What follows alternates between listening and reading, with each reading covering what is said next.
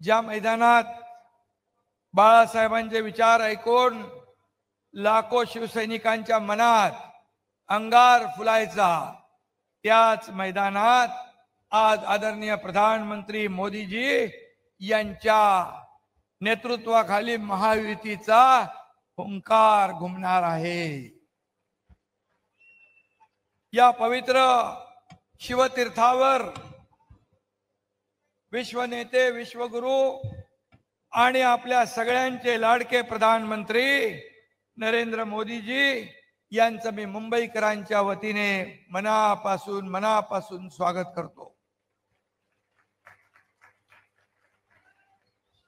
स्वाभिमान का बुलंद नारा है मोदी, दुनिया के आसमान में चमचमता तारा है मोदी। शिवतीर्थावरची ही भव्यता ही आहे महायुती। आणि म्हणून आठवले साहेब आज बसले तिकडे, मगाशी त्यांनी कविता केलेली। शिवसेना प्रमुख बाळासाहेब या शिवतीर्थावरून विचारांचं सोनं वाटायचे।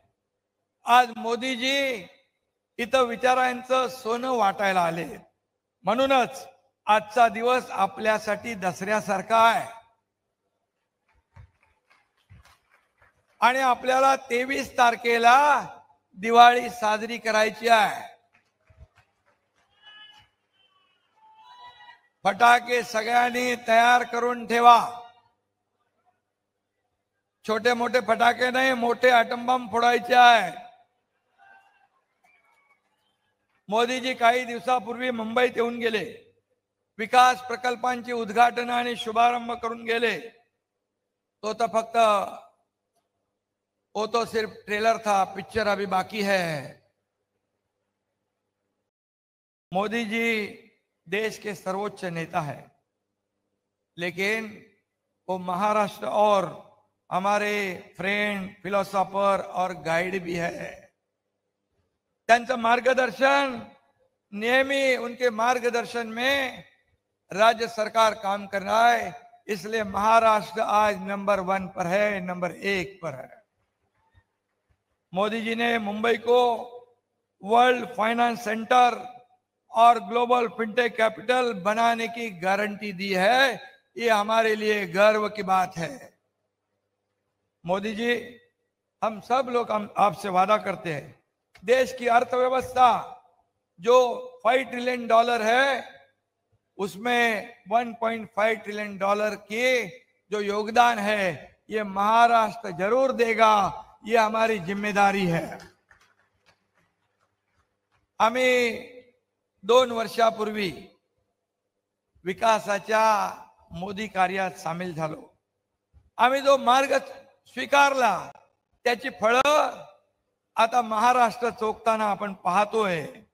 आणि महाराष्ट्रामध्ये जी प्रगती सुरू आहे, 2004 ते 2014 या काँग्रेसच्या काळात महाराष्ट्राला केंद्राने 2 लाख कोटी दिले। आता मोदीजींच्या गेल्या 10 वर्षात 2014 ते 24 मध्ये 10 लाख कोटी रुपये दिले। 10 लाख म्हणजे दुप्पट तिप्पट नाही, 5 पट। आणि म्हणून विरोधकांच्या पोटात दुखतंय। आजवर कधी झालं नाही तेवढं काम 2 वर्षात आम्ही महाराष्ट्रात करू शकलो। आणि 2.5 वर्षाच्या ग्रहणातून मुंबईला, महाराष्ट्राला आम्ही सोडवण्याचं काम केलं। खरं म्हणजे कारण बंद सम्राटच त्यावेळी मुख्य पदावर, मुख्यमंत्री पदावर बसले होते। आजही तुम्ही त्यांची भाषा बघा। आमचं सरकार आल्यावर आम्ही क्लस्टर डेव्हलपमेंट बंद करू, रिफायनरी बंद करू, धारावी बंद करू। अरे काय चालू करणार ते तर सांगा। हाँ,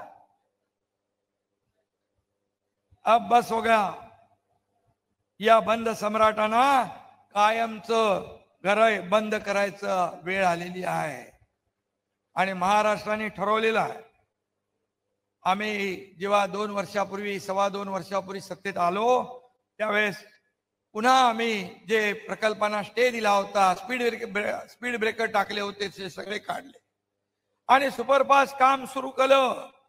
आणि या राज्याला इंडस्ट्री फ्रेंडली स्टेट म्हणून पुन्हा ओळख निर्माण करून दिली. परकीय गुंतवणुकीत आज महाराष्ट्र नंबर 1 ला आहे. उद्योगांसाठी आज महाराष्ट्र फेवरेट डेस्टिनेशन झालंय. लाखो रोजगारांना संधी मिळतेय. मुंबईचा कोस्टल रोड तर गेम चेंजर आहे. आणि आणखी एक योजना एक योजनेने गेम चेंज केला आणि महाविकास आघाडीचाही गेम चेंज केलाय. कुठली योजना आहे? मुख्यमंत्री माझी लाडकी बहीण योजना. त्यामुळे त्यांच्या पायाखालची वाळू सरकली आहे.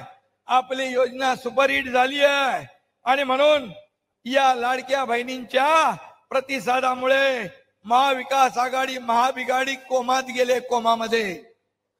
आणि म्हणून आम्ही म्हणतो काम केलं भारी, आता पुढची तयारी. आणि म्हणून कालपर्यंत आमच्या बहिणींचा अपमान करणारे लोक भीक देताय का, लाच देताय का, विकत घेताय का, अशा प्रकारचं विरोध करणाऱ्या लाडक्या बहीण योजनेला, खोडा घालणाऱ्या योजनेला, हे खोडा घालणारे सावत्र भाऊ यांना या महाराष्ट्रातल्या माझ्या बहिणी जोडा दाखवल्याशिवाय राहणार नाही. आणि म्हणून आता आमच्या योजनेला विरोध करत होत्या, तेच योजना आमची चोरायला लागले. वचननाम्यामध्ये त्यांनी महालक्ष्मी योजना टाकली. पंचसूत्री, खरं म्हणजे मी म्हणेन त्यांची ती थापा सूत्री आहे. थापा मारणारे, आपला वचननामा चोरणारे, नक्कल करणारे, कॉपी पेस्ट करणारे. कॉपी करणारे कधी पास होतात? डुप्लिकेट ते डुप्लिकेट आणि ओरिजिनल ते ओरिजिनल. आणि म्हणून यामध्ये महाबिघाडीने या 10 वर्ष आपल्या राज्याला 10 वर्ष मागे ठेवलं. पण आज चित्र बदललंय. महाराष्ट्रात गती, प्रगती आणि समृद्धी सुखाने नांदती आहे. त्यामागे एक महाशक्ती आहे. त्या महाशक्तीचं नाव आहे नरेंद्र दामोदर मोदी. मोदीजींच्या नेतृत्वाखाली भारत देश महासत्तेकडे चाललाय. त्यांच्याच आशीर्वादाने महाराष्ट्र देशात नंबर 1 होतोय. येत्या काही वर्षात मुंबईचा जीडीपी दुप्पट होतोय. मुंबईचे रखडलेले SRA वगैरे प्रकल्पाच्या बद्दल देवेंद्रजींनी सांगितलेलं आहे.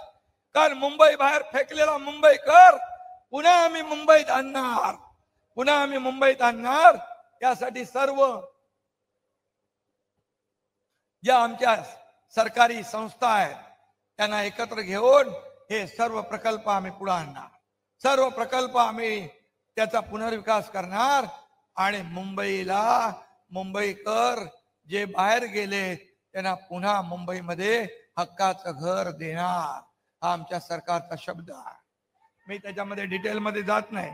आणि म्हणून मुंबईला खड्डेमुक्त, प्रदूषण मुक्त, भ्रष्टाचार मुक्त करणार हा देखील आपला संकल्प आहे. फक्त मुंबई नाही तर संपूर्ण महाराष्ट्रामध्ये विकासाचं विकेंद्रीकरण करण्याचा निर्णय आपला आहे. आणि म्हणून मी सांगतो 2014च्या पूर्वीचा काळ आठवा. त्या काळामध्ये भ्रष्टाचार, घोटाळे, रकानेच्या रकाने भरून यायचे. पण आज तुम्ही ज्या मोदीजींवर आरोप करताय, त्यांना शिव्या घालताय, या मोदीजींवर 10 वर्षात एक तरी घोटाळ्याचा, भ्रष्टाचाराचा आरोप डाग तुम्हाला लावता आला नाही. तुम्ही दागी आहात. आमचे प्रधानमंत्री बेदाग आहेत आणि हीच आमची कमाई आहे. आणि म्हणून देश विदेशात तर आपण पाहतो की आज पूर्वी प्रधानमंत्री कुठं गेले आणि कुठून आले कधी काही कळायचं नाही. परंतु आज सर्व देशामध्ये आज मोदीजींचं जे नातं निर्माण केलंय ते आपण पाहिल्यानंतर आपल्या सर्व भारतीयांना आपली छाती अभिमानाने भरून येते. आपल्याला हे आपण सर्व भाग्यवान आहोत की आपल्या देशाचं नाव जगभरात रोशन करण्याचं काम मोदी साहेबांनी केलंय. आणि म्हणून मी एवढंच सांगतो, महाराष्ट्र विकास विरोधी आणि महाराष्ट्र विकास विरोधी आणि विकासाचे मारेकरी ही महाविकास आघाडीला या महाराष्ट्रातली जनता थारा देणार नाही. आता मुंबईकरांचं ठरलंय, लोकसभेतलं वारं आता फिरलंय. आणि ते महायुती या ठिकाणी 100% आल्याशिवाय राहणार नाही. हा शब्द या ठिकाणी मी आपल्याला देऊ इच्छितो. खरं म्हणजे म्हणतात आमची क्रांतीची मशाल आहे. अरे घराघराला आग लावणारी तुमची मशाल आहे. जाती जातीमध्ये आग लावणारी तुमची मशाल आहे. जाती जातीमध्ये तेढ निर्माण करणारी मशाल आहे. आणि म्हणून या जनतेच्या गळ्याभोवती आवडलेला काँग्रेसचा फास आपल्याला सोडवायचा आहे. आणि म्हणून यासाठी जनता सुज्ञ आहे, योग्य निर्णय घे. आणि 20 तारखेला धनुष्यबाण असेल तिथे धनुष्यबाण, कमळ असेल तिथे कमळ, आणि घड्याळ असेल तिथे घड्याळ. ते बटन दाबून मुंबईतल्या 36च्या 36 आपल्या उमेदवारांना आमदार करण्याचा संकल्प करूया. एवढंच आपल्याला मी या ठिकाणी सांगतो. जाते जाते 2 पंक्तियां कहता हूं. कभी ठंड में ठिठुर कर देख लेना, कभी तपती धूप में जल के देख लेना. कैसी की जाती है मुल्क की हिफाजत, हमारे प्रधानमंत्री मोदी जी से सीख लेना. धन्यवाद. जय हिंद, जय महाराष्ट्र.